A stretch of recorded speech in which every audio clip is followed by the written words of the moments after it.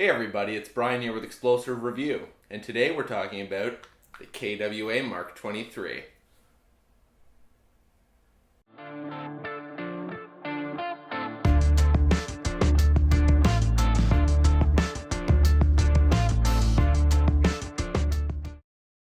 Alright, so let's get to talking about this gun. This was actually my very first airsoft gun that I ever got. I was waiting on an AEG that I really wanted to come back in stock, and I just couldn't wait to get my hands on something, so I went out and I bought a pistol. I knew that I wanted a sidearm anyways eventually, so decided that I'd get this. This was fairly expensive, especially here in Canada. I think this ran me 220 Canadian. In the States, it runs for approximately 180 something, depending on where you get it from. However, this is a very capable gun. So let's talk a little bit about the performance specs of this. So this obviously runs on green gas or propane. I run it on propane. I think that this is a 25 round magazine. I might be wrong, but it's somewhere around there. So pretty large capacity, big magazine, holds lots of gas. So I'm actually able to get usually 2 mags if I really push it out of one gas fill, provided that it's good. And feet per second wise, it's a fairly long barrel in here, lots of gas flow. So you're getting supposedly approximately 380 feet per second right out of the box with this, which makes it fully capable of outdoor field play, which is what I mostly do.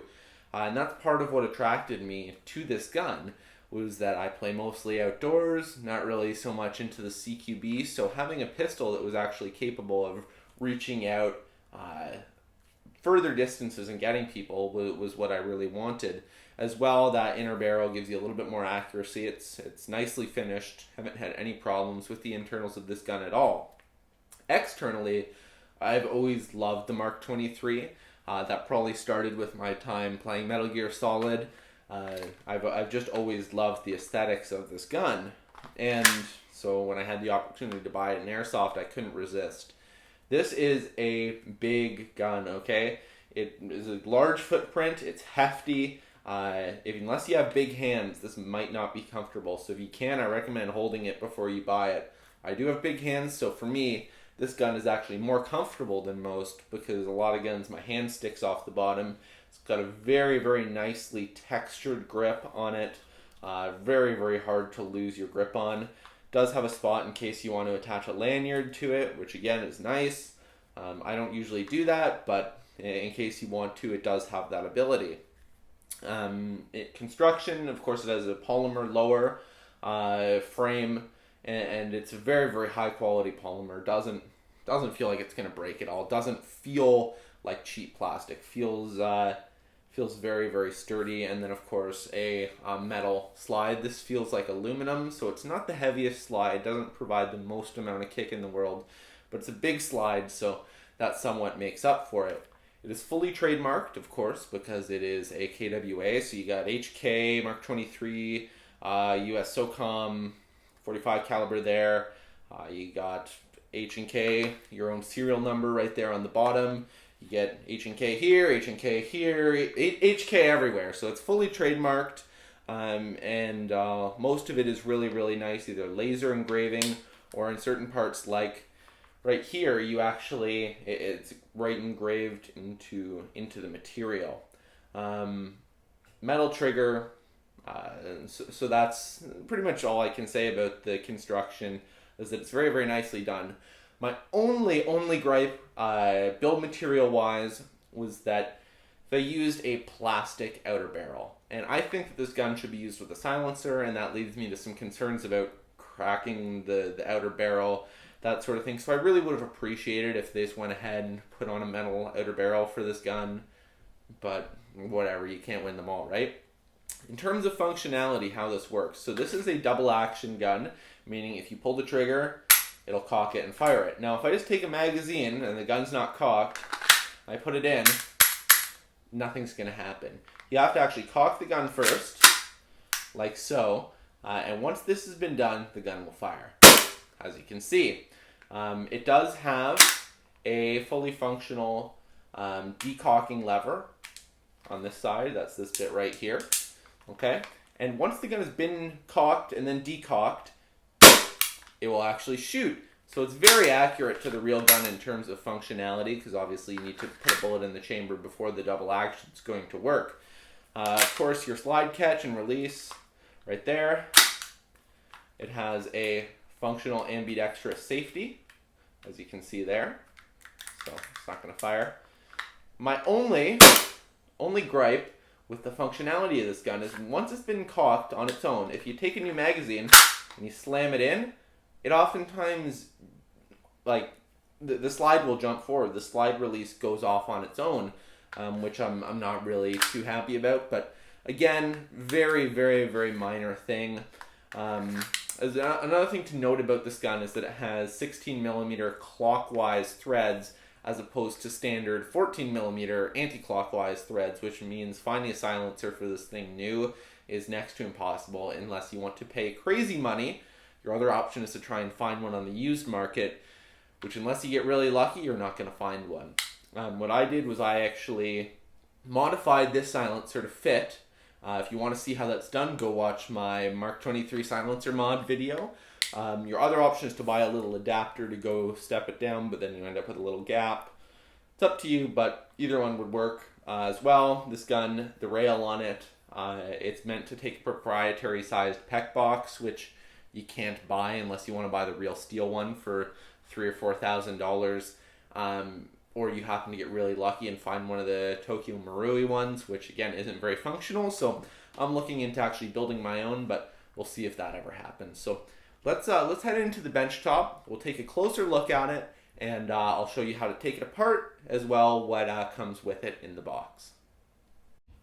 So we're going to take a closer look at the gun here. So as you can see, up close it looks just as good as it looked far away. Really, really, really nice finish to it.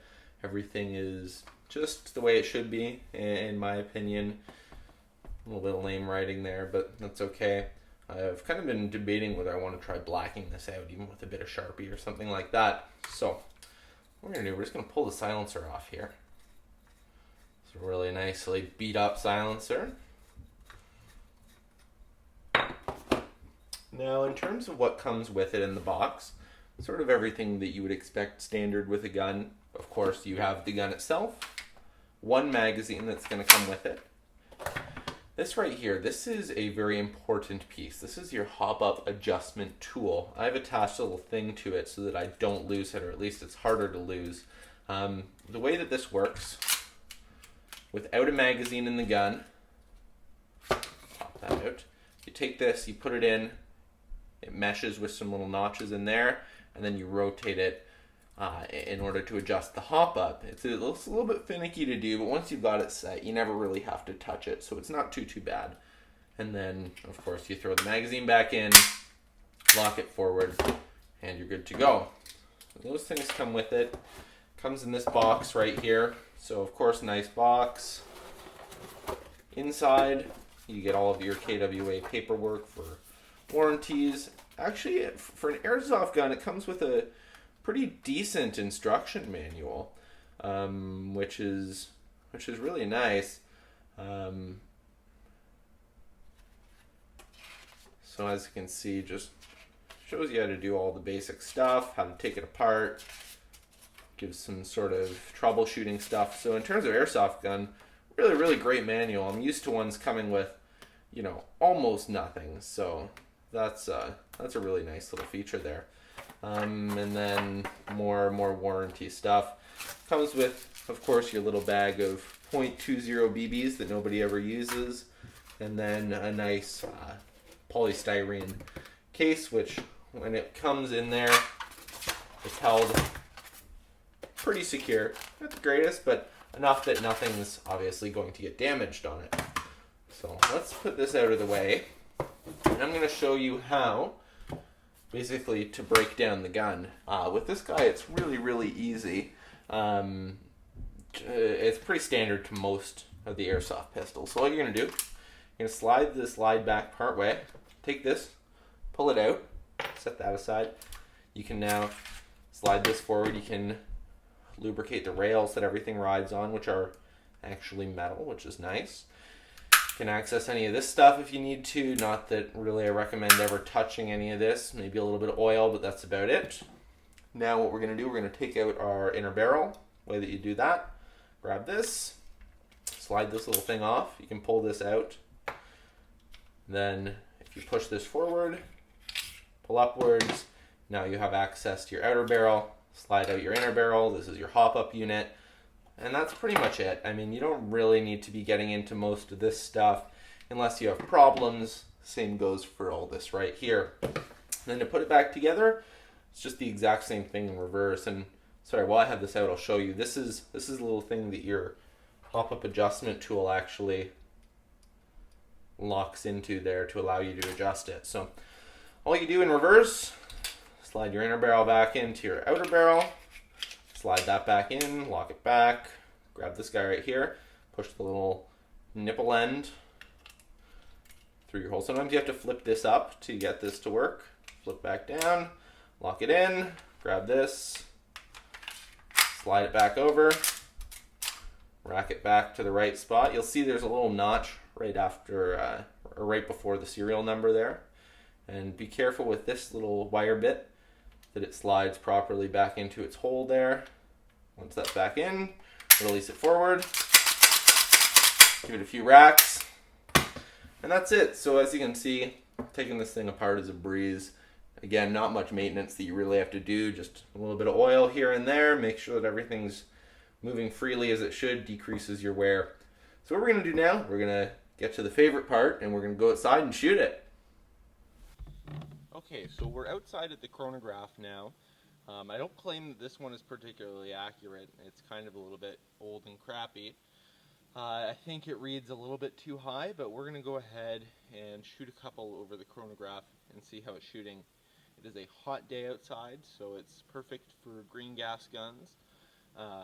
As well, we're using .20 BBs that actually came with the gun, that little package that you saw earlier. So let's put a few shots over the Chronograph and see what we're reading.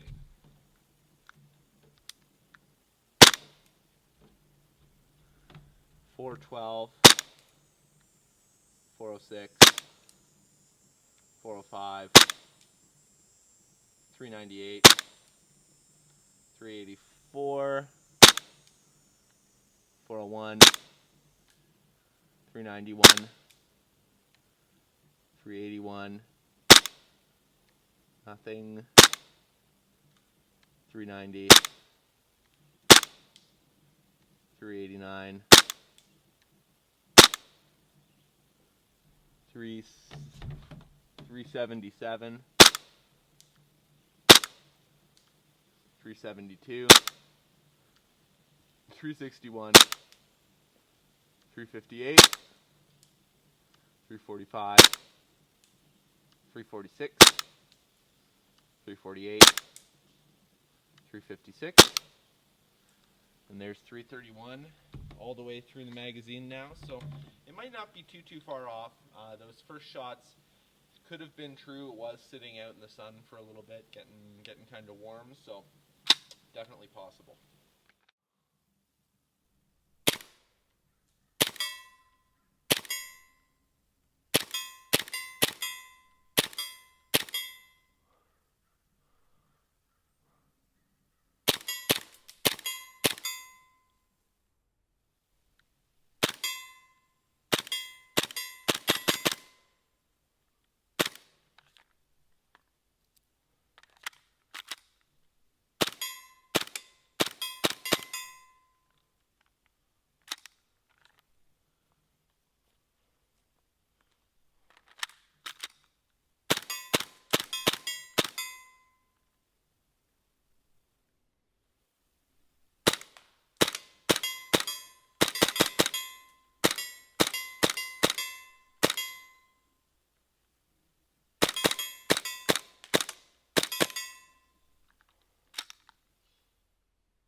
We're back inside now, and as you can see, this is a really fun gun to shoot.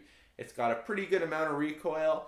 Not the most I've ever felt, not the least. It's a pretty hefty gun though, so really fun to get behind and pull the trigger on. Overall though, as I've already said, I couldn't be happier with this gun. I've had almost no problems with it. It's a KWA, so that's really what you expect. And there's upgrades available through RA Tech if you're willing to put out that kind of money for it. Get yourself a steel slide. Probably gonna add to the kick if you want, if you're into that. But really, overall, just an excellent gun, and one that you can use as a primary if you want, use as a sidearm. Totally up to you. But overall, a really, really great piece of kit. As always, this has been an explosive review. Don't forget to rate, subscribe, and comment.